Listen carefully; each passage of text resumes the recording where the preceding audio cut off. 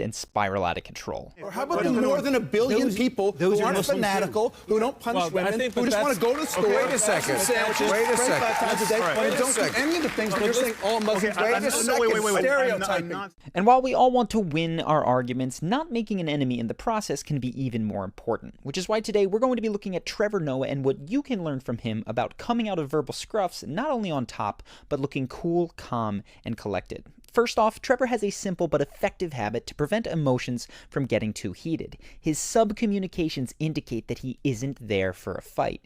To see this principle in action, take a look at this exchange from his debate with Tommy Lahren, and notice Trevor's tone of voice compared to Tommy's. That's not fair, and that's true. No, it is fair, Trevor, because the shooter said, point-blank shooter said he's doing this because of Black Lives Matter. Yes, and there are many things you can say. As people get more frustrated, they have a tendency to raise their voices and talk faster, like Tommy does here. In this case, both sides' ability to change their mind completely shuts down, and they dig into their positions to prepare for a verbal sparring match. You can tell that this is beginning to happen when both people rush to talk over one another, like here.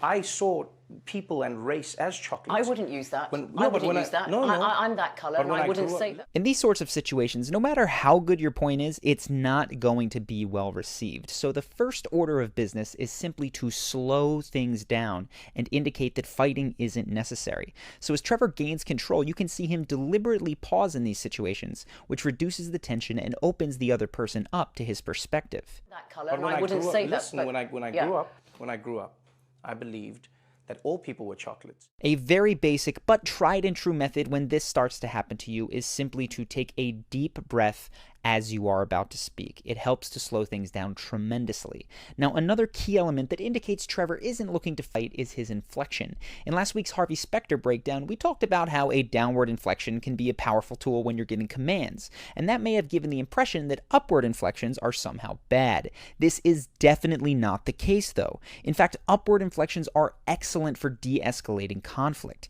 because it reassures others that you're not commanding them or trying to control them, which is what gets most people upset in arguments in the first place. Because you're the first person I've met who said this. I've seen this message online. I'm not labeling you as the bad person. I just want to know if you've ever thought of the how.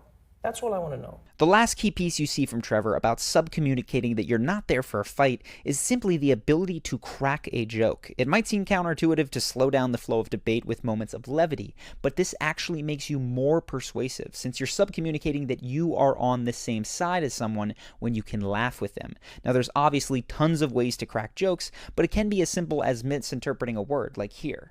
And then I got closer to the campaign and I started seeing some of the things he was saying, and I started seeing the effect he was having on people and the things that he was saying that was touching people and making them feel like He was touching people. Yeah, he was. He really was. Or just about any argument, you can just poke fun at the fact that both sides typically want to demonize one another, like here. And so you're one of the good ones. Cracking jokes like this will help release some of the tension that comes when you're debating fiercely held beliefs and hopefully move you towards a more constructive outcome. However, keep in mind that if you are going to make jokes, you need to also be willing to take a joke and to laugh at it, even when that joke targets your side, like here. He's so really partially crazy. Well, hey, that works in Washington. You got Bernie. This should give you a good base of sub-communications, but the literal words that you use are important too. And that's why the next point is that whenever possible, ask questions instead of making statements. The reason this is so significant is that questions tend to come across as less confrontational than statements, provided that they're not provocative, accusatory questions. Now, there's two general kinds of questions that Trevor uses. First, you see genuine questions aimed at better understanding the other person's viewpoint. Again, note the upward inflection in this next clip that indicates he's seriously curious. And now I would like to know from your side, genuinely, as someone who's won, do you believe that Donald Trump will follow through on his promises? The goal of these type of questions is to fully understand the opposing position. So many people get into debates with the straw man of the person that they're debating, assuming that they believe things that the Democrats believe, or Republicans believe, or Christians believe, or atheists believe, or whatever. You must recognize that you do not know any individual's beliefs simply by knowing one of their affiliations. You need to get to what they believe as an individual, and genuine questions are the only way there. To make sure that you're actually understanding someone someone correctly, a fantastic tool is to try to state back to them their own beliefs in your words, and to not proceed until they confirm that you've actually got it. You see this right here. You're saying that populism, both on Trump's side and on the left, there's a danger of that hurting America's That's right. I mean, look, power. there's nothing wrong with a little populism. Keep in mind, though, it's not simply about using the words "so you're saying" and then putting words in the other person's mouth. We saw that in the Jordan Peterson-Kathy Newman debate, that you need to make a genuine, good faith attempt to rephrase the other's position, not like you see here. You're saying that we should organize our societies along the lines of the lobsters. Now, once you have a good grasp of someone's beliefs, you can begin to ask the second main type of question, questions that probe for inconsistencies in beliefs in a non-accusatory way. A very recent interview with the Republican Senator Rand Paul has a few great examples of this from Trevor. If two people do a bad thing, does it cancel each other out then? I'm saying that most people go, look at what happened in Venezuela, socialism. Then I go, does the corruption not count at all? You know, credit default swaps, that's capitalism running rampant. That's people going, you can buy a thing that doesn't exist and nobody understands it and you don't have to regulate it, and then all of a sudden the markets crash, people lose their houses. Isn't that also capitalism? This questioning style of conversation is known as the Socratic method, and it's the reason that Socrates is the most famous philosopher ever. So use it. It works incredibly well. In short, you're first attempting to understand people's positions as best you can, and then frame your disagreements in the form of questions. That gives the other person a chance to respond without feeling cornered, and it makes them much less likely to be offended. Moving on to the next point, let's have a look at what to do when the positions are reversed, and you're the one who is having your beliefs challenged, but let's say it's in a way that you feel is unfair. Your main goal here is to confidently defend yourself without coming across as antagonistic, and there is a surprisingly effective way to achieve both at the same time, and it's something that I like to call yes, but. Now, you've probably heard of yes and, where you agree and then build upon someone's statement in order to develop on a joke, like in improv comedy. In an argument, the same principle of finding agreement is very important. The only difference is that you're going to follow your agreement up by showing where you disagree. That's the but part. Now, for instance, in this next clip, Trevor says yes that he is splitting hairs, but then goes on to say why that's the right thing to do. Take a look. No. You're splitting hairs here. No, but that is exactly what we should be doing. Because what you're doing is creating... I'm not sure I You're would, creating I'm not racial sure jokes. I would say no, you're creating monoliths. It may seem subtle, but finding any area of agreement can be critical to moving forward without making enemies. People's egos get tied up in their arguments, and oftentimes when you rebut someone completely, they feel personally attacked, even if your position is perfectly logical. So find a way to validate them by saying yes to something about them or their argument. It can be recognizing the value of one part of what they said. The first part.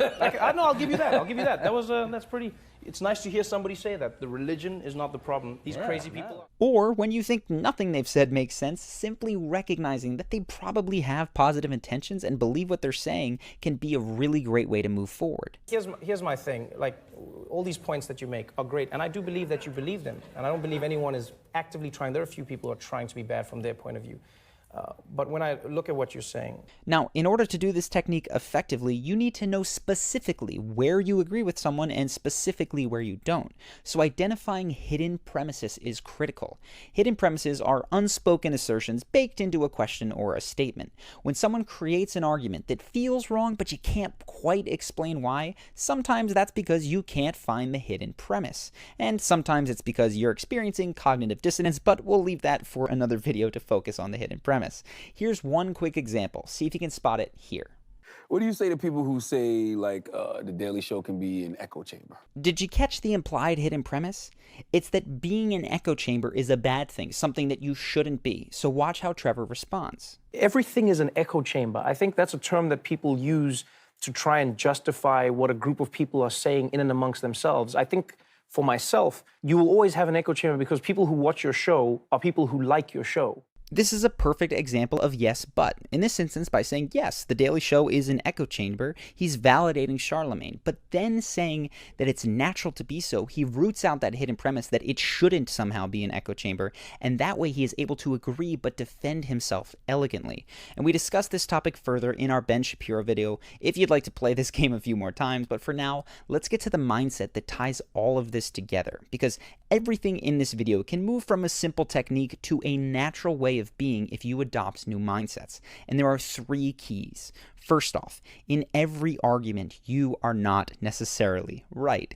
And this is especially true if you've never amended your belief system, be it political, religious, or otherwise. In those cases, chances are you're operating from conditioning, so genuinely trying to understand other perspectives can help you towards a more accurate view of the world.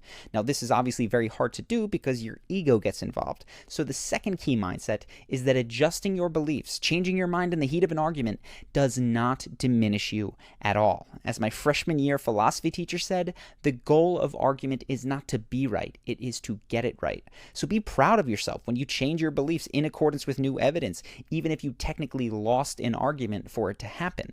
Now, third, if in fact you've taken the time to understand the other person and they're still wrong, it's almost never because they are evil. It's because they are somehow ignorant.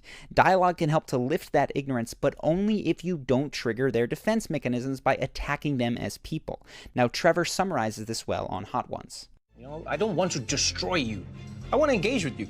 And I think a lot of the time as people, if you have ideas you believe in, you should be willing to engage, or you should be willing to test those ideas against somebody that you don't agree with.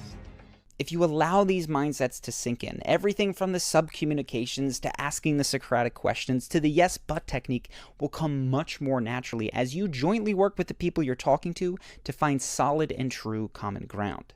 To be honest, I find that principle of seeking first to understand is very sparse in the modern media, and that's part of why my co-founder Ben and I started a podcast. On it, we discuss things like the news and cultural events, but really, the podcast is about digging into the hidden psychology and philosophy that drives our lives and all of those events, and of course, hopefully, learning to become better people as a result. The initial feedback on the podcast has been heartwarmingly fantastic, so if you are a fan of the channel, I think you could get a ton from the podcast. We get to go deep on ideas that just don't fit here. So if you want to check it out, you can click on the page right here to subscribe or listen wherever podcasts are. It is called the Charlie and Ben Podcast. Still working on that name.